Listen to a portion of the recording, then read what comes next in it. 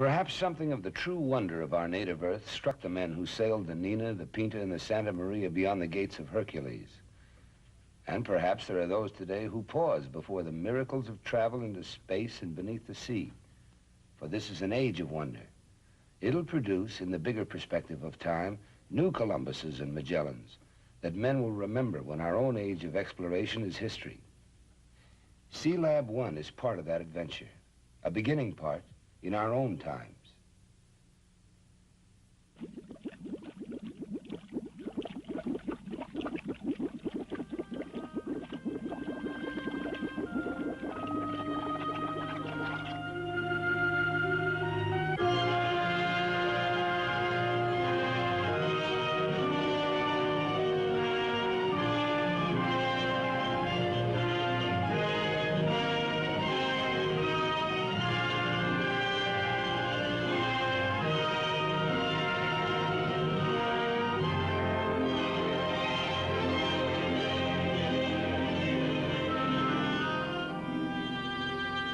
A free-swimming diver moves through the realm that was once called the silent world, if only because there were no men to hear the sounds and understand the message from the deep. On his back, the scuba gear proclaims him, for all his presumption, an outlander to this realm, an alien.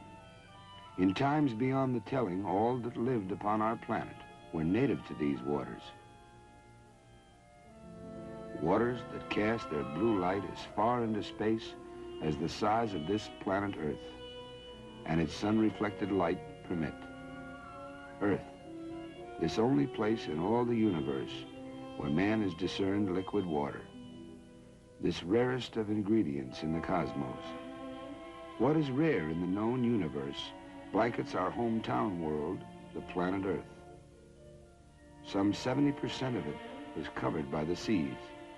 The continental shelf alone, this water-covered plateau that surrounds the continents, is the size of Africa, or 3 times the size of the United States. Explorable, as we see. Exploitable, too. And how much more so it would be if man were a freer agent, like these individuals. At least an immigrant, a kind of resident. If only he didn't have to come up for air so often. But he has to come up, sooner or later. For purposes of ocean exploration, the later the better.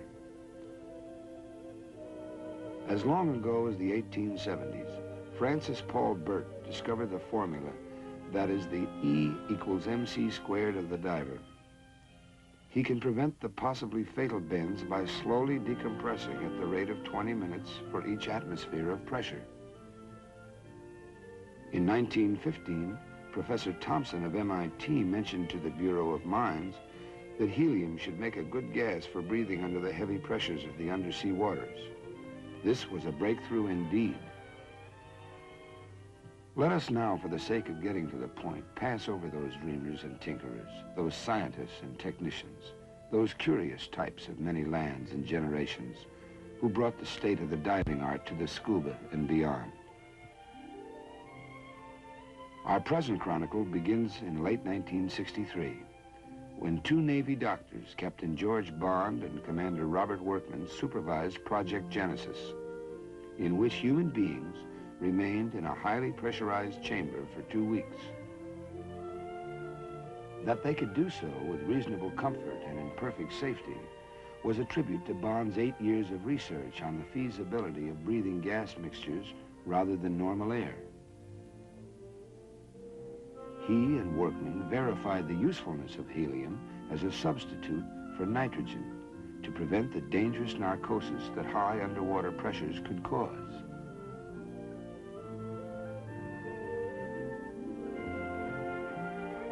Let us now leap forward in time to midsummer 1964.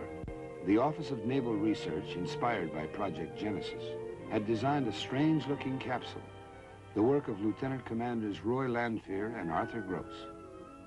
It was nothing less than a laboratory for living men to observe themselves and their environment beneath the very waters of the sea. Can man indeed live within the sea as an inhabitant rather than a brief visitor. It takes a heap of logistics to bring the normal world into an abnormal place. But that, perhaps, is what exploration means. So imagine, if you can, all the planning and thinking, conferring and designing, research and construction that took place in the months and years before this particular Navy tug began to tow this unique orange capsule. The place, America's man-made structure called Argus Island, in the waters 30 miles southwest of Bermuda. The time, July 1964. The occasion, the proof of the pudding for Sealab 1.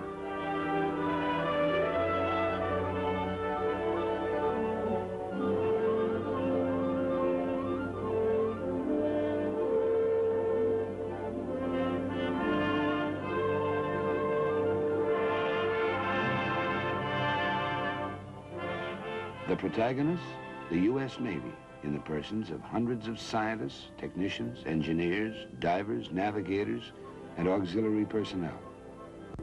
But 6 men in particular deserve the main focus of our attention. Take them in. George Bond, director of the Medical Research Laboratory of the submarine base in New London, Connecticut. Commander Roy Lanfear, and those, all selected by Captain Bond, who will enter the strange shape you see before you. Dr. Robert Thompson, Lieutenant Commander, U.S. Navy, 36 years old, a native of Los Angeles. And 3 enlisted men of some special note. Expert divers, all of them. Men as much at home underwater as men could be, up to the time. Robert Barth, Lester Anderson, Sanders Manning, Navy men in their 30s who were to be the human subjects of the Sealab experiment. Here at the Navy's oceanographic station, Argus Island, the heavy logistics proceed. For if 4 men are to live together at the bottom of the sea for 3 weeks, you are attempting something more than just a diving expedition of a few hours or so. Anyone, so to speak, can dip his foot into the water, but that's not the same as a cross-channel swim.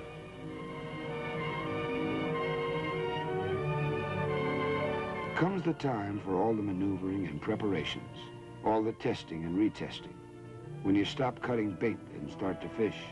In this case, you load up the bins of the capsule with ballast, say 10 dozen railroad axles and about 10 tons of steel clumps, and it will stop floating and start sinking. Simultaneously, you work precisely and even delicately with mooring lines, cables, connections. Fallibility can be fatal in this new seamanship.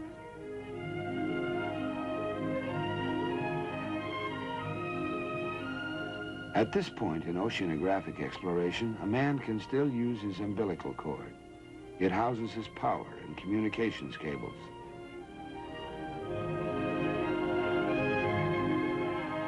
Hovering around beneath the surface in the manner of anxious midwives, the divers make certain that all is well.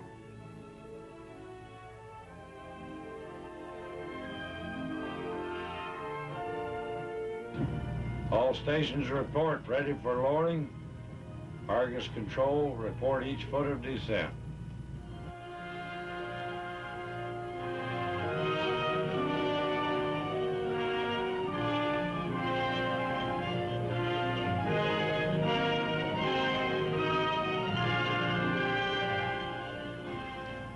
"61 feet, aye. 62 feet, aye. 63 feet, aye.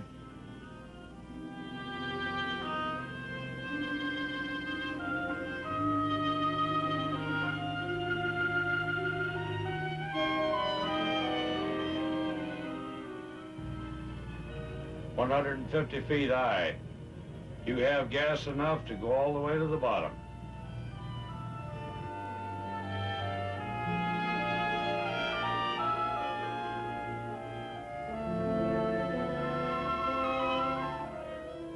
Sealab 1 on the bottom, aye. Hose pipe bubbling, all conditions normal, all systems going.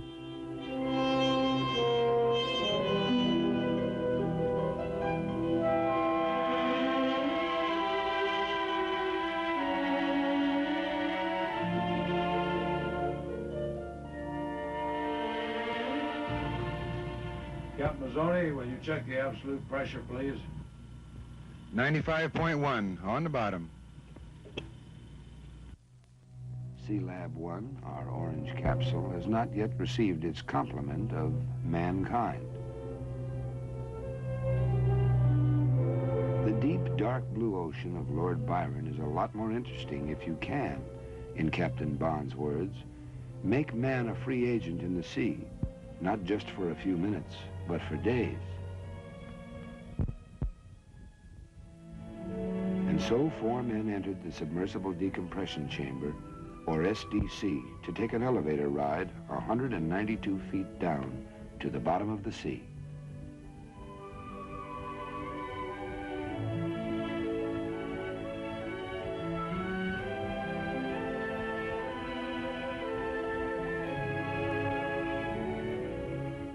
They entered Sealab 1 at twilight, through the hatch on its floor.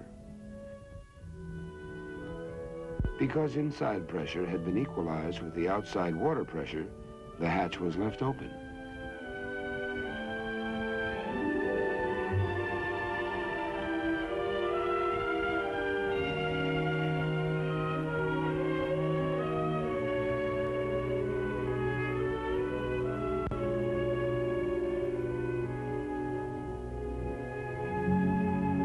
The gas mixture approximated 96% helium and 4% oxygen, but it was gradually adjusted to 76% helium, 20% nitrogen, and 4% oxygen. The interface of water at the open hatch tended to absorb the nitrogen faster than the other gases. Normal air, of course, contains 78% nitrogen, but at the Sealab's pressure, it would be forced into the bloodstream to create nitrogen narcosis, a dangerous, intoxicating condition. Topside, Captain Bond kept in constant touch with his protégés below. Referring to himself as Papa Topside and to them as his children, he managed nonetheless to keep the foursome undisgruntled because of their deep respect for him. Hadn't he, after all, taken some hefty dives of his own, including one of 302 feet in 54 seconds back in 1958, wearing only a life jacket? That was about 3 times as far as experts considered a safe limit. The television monitor topside takes in the spectacle of fooling around with a fishing rod on the back porch. Even in these depths, privacy is not all that easy. The video eye of Big Brother takes it all in. A man can do many things theoretically. He can, for example, assume a certain atmosphere on Mars and then deduce its effect on a human being. But there's nothing like being there. So blood samples from a man 192 feet below the surface of the sea are worth the taking and the logging.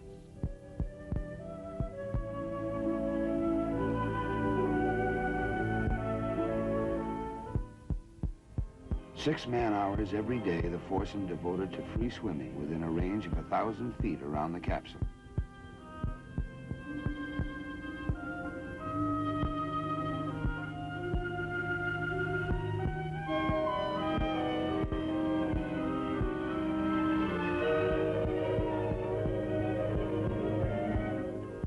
They set up gear for scientific experiments along the bottomland of white coral sand.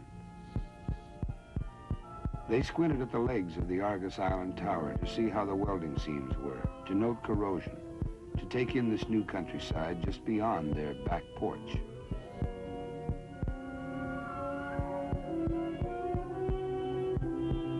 Sometimes they mixed with divers from the barge, including photographers and cameramen.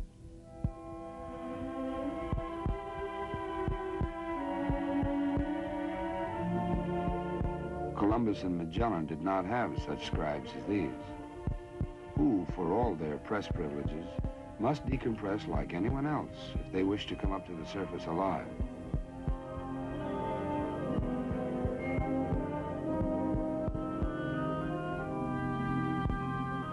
You take your time coming up.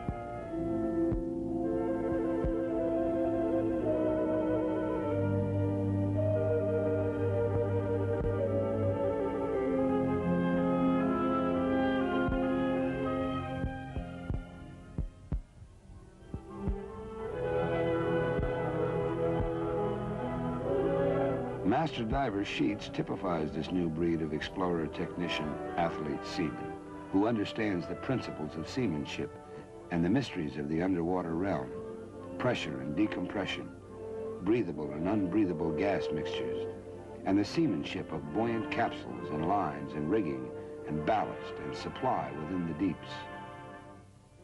For this too is seamanship, this art and science of man upon the sea and within the sea.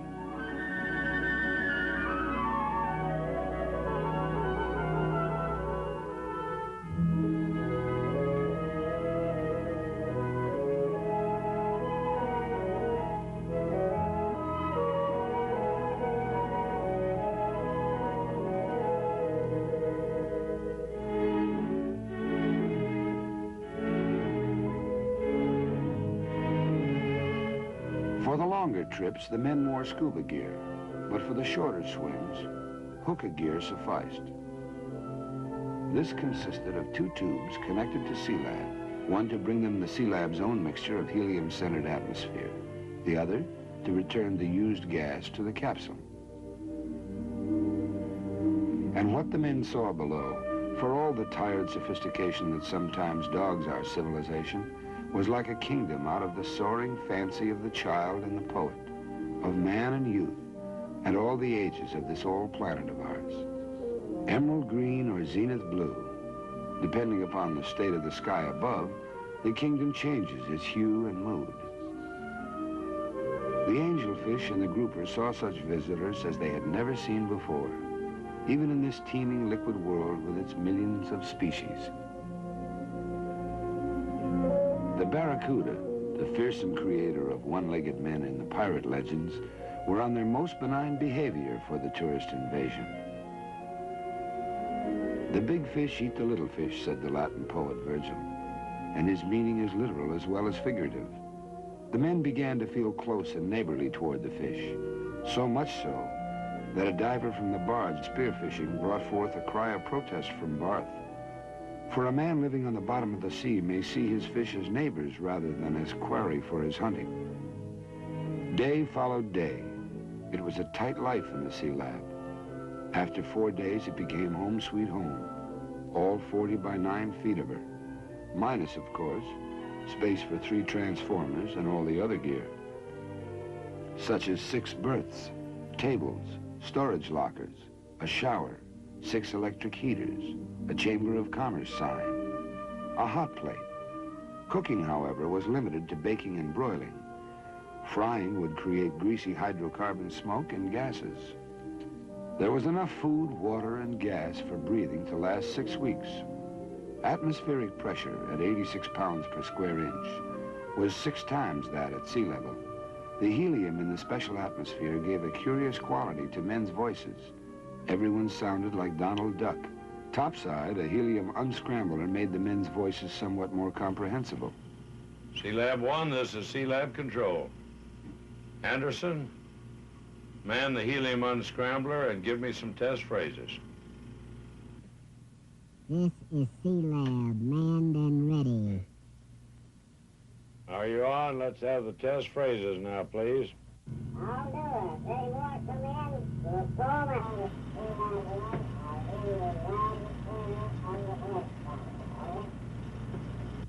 That's very good. I hear you loud and clear on the scrambler.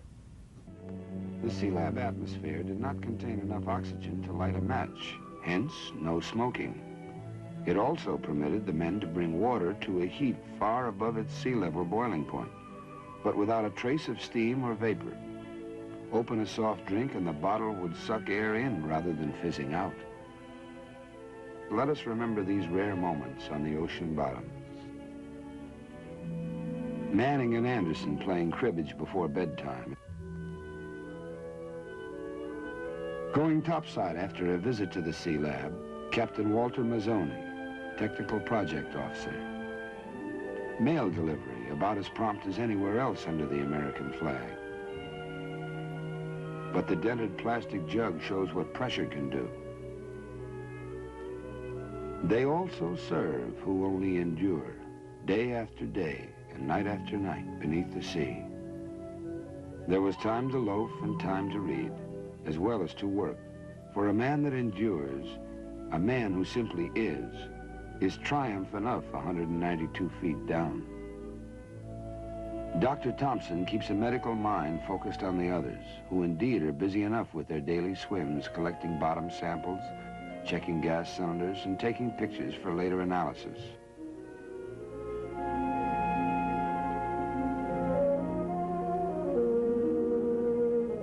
The men, living in the still alien realm of the waters, lost all their fear, began to feel that they belonged where they were, that they could go for a swim without their air tanks. You even forgot you had to go back to Sealab for air, Dr. Thompson recalls.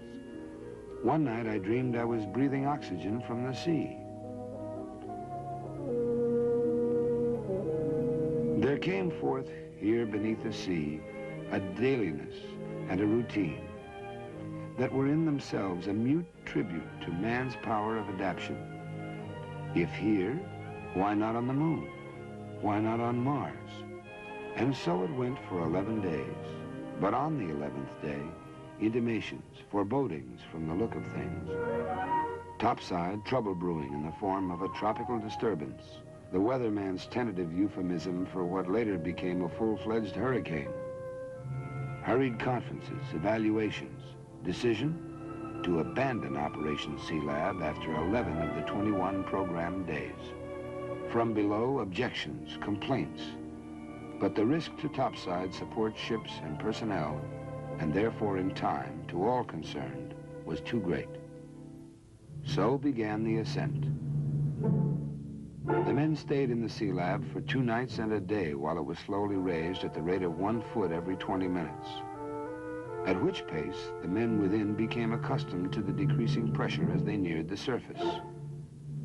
But at the 84-foot level, trouble. Already the sea upon the surface was churning from the rising winds, and the surge carried below, rocking the Sealab capsule back and forth. Decompression pressures could no longer be contained. So, at 84 feet, the men transferred to the submersible decompression chamber to rise to the surface, where they remained another 25 hours before they saw, once again, the light of atmospheric day. Decompression took 55.5 hours in all. Had the men not ascended gradually, ridding themselves of the absorbed gas little by little, dangerous bubbles might have formed in their bloodstreams and risen to their brains, a fatal probability. This danger, Both said, is the monkey on every diver's back. It's tedious, of course, waiting it out in the SDC, but tedium is preferable to death. Patience is the most important virtue a diver can have.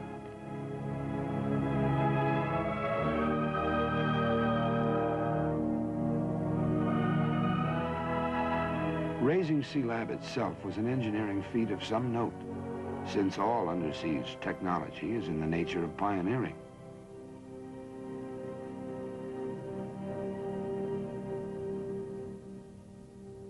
Scratched by cables rubbing against her, she emerged none the worse for the 11-day weight of the ocean upon her.